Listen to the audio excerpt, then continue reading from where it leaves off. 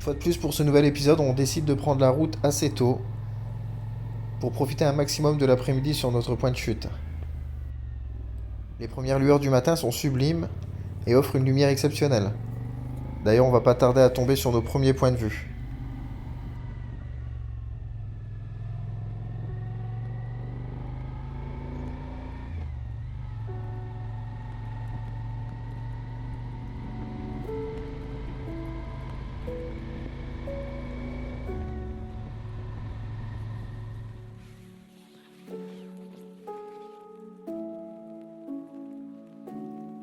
On roule depuis à peine une demi-heure qu'on tombe sur une petite terrasse pittoresque en plein village, avec un point de vue exceptionnel sur la côte.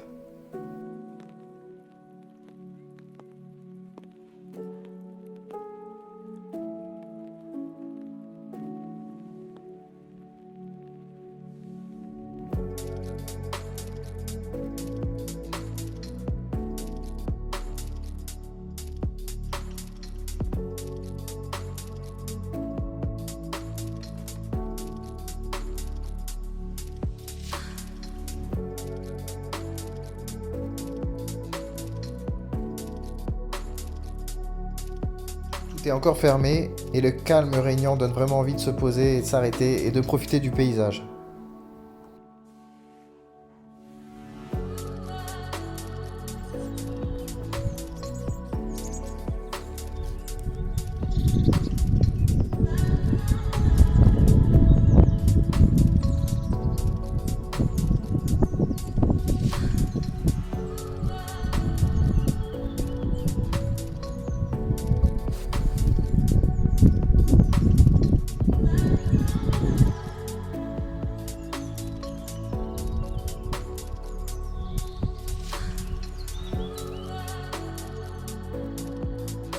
Après cette courte pause, on prend la direction de Propriano où on a l'intention de déjeuner tranquillement et de profiter des heures du midi et surtout des réouvertures des terrasses.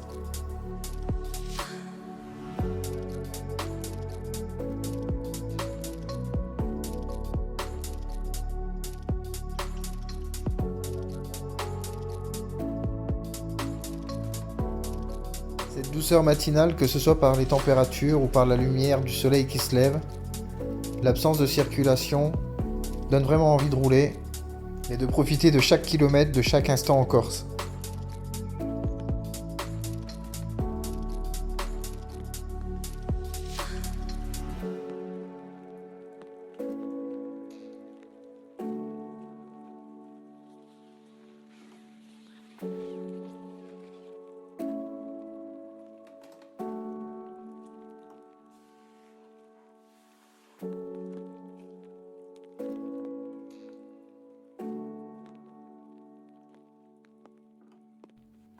Il y a de nombreux rochers aux formes et aux significations bien particulières en Corse. Ici au loin, le rocher de l'éléphant. J'ai pour habitude de sortir le drone quand je tombe sur un spot comme celui-ci, mais une fois de plus, pour la deuxième fois des vacances, il y a trop de vent et c'est impossible pour moi de sortir le drone. On continue donc notre route, direction Propriano, pour la première étape.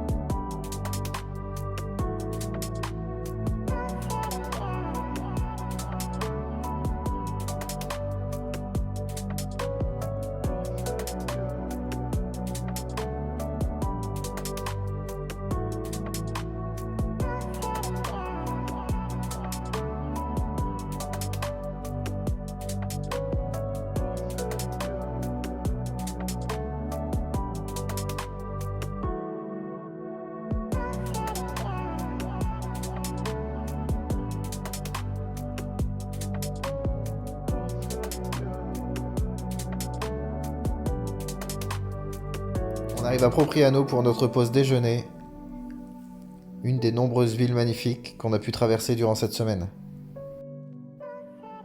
On se pose en terrasse, c'est le premier jour d'ouverture des restaurants et on déguste un veau à la Corse, petite recette de veau à base d'olive. Honnêtement, si vous allez en Corse, il faut absolument y goûter.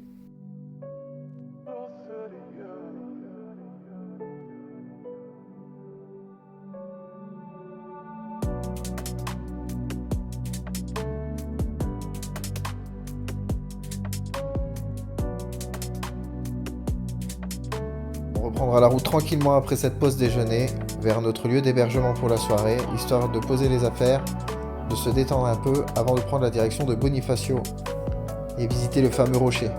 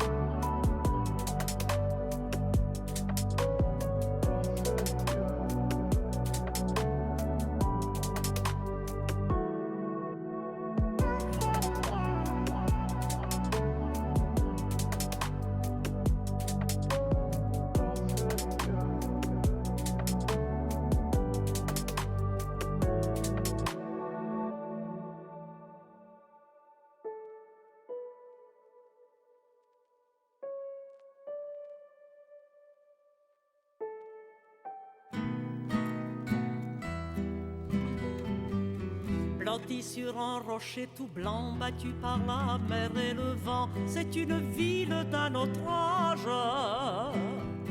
À l'entrée de ces ponts-levis trottent de petits ânes gris qu'on croirait sortis d'une image. Bonifacio. Arrivé à Bonifacio en fin d'après-midi, on décide de s'y poser pour la soirée et de visiter le rocher, profiter à fond du moment, de ces jolies vacances, de cette région magnifique, même si le vent souffle encore très fort. Les rues pavées à la romaine résonnent sous le pas léger d'une procession qui promène la statue de Bartolomé. Et sous la loggia de l'église, les enfants jouent, les enfants crient, pendant que les vieux se redisent leurs souvenirs des jours enfuis. Bonifacio, tout là-haut vers la citadelle, ou du côté de Castille, dans d'étroites et calmes ruelles, le passé cache ses secrets. L'escalier du roi d'Aragon semble monter vers l'horizon, creusé au flanc de la falaise. La grotte a pour ses visiteurs mis ses beaux tapis de couleurs, afin que chez elle on s'y plaise. Bonifacio.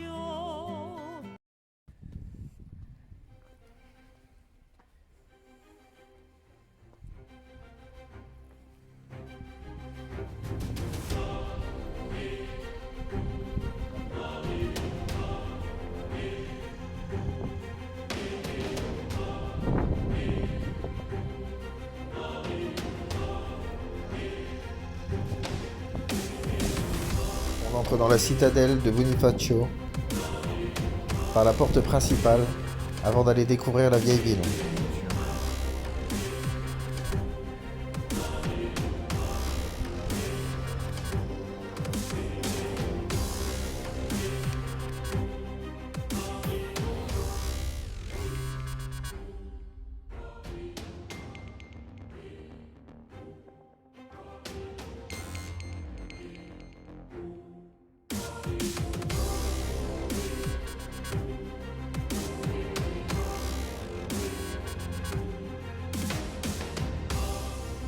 Le vent est incessant, vraiment très très fort, mais le point de vue, le panorama est exceptionnel.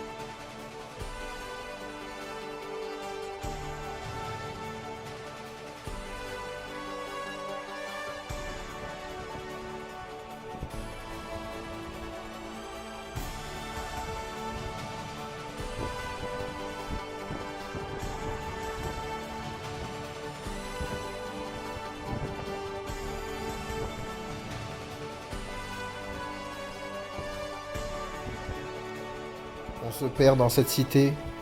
Au creux de la vieille ville, on découvre des ruelles, des commerces. Il y a vraiment de quoi passer l'après-midi, voire même la journée complète. On finira l'après-midi en déambulant dans ces petites ruelles magnifiques, avant de reprendre la route en direction de notre lieu d'hébergement, un hangar à bateau réaménagé en appartement très atypique. Demain, direction Santa Giulia pour une nouvelle étape. À bientôt.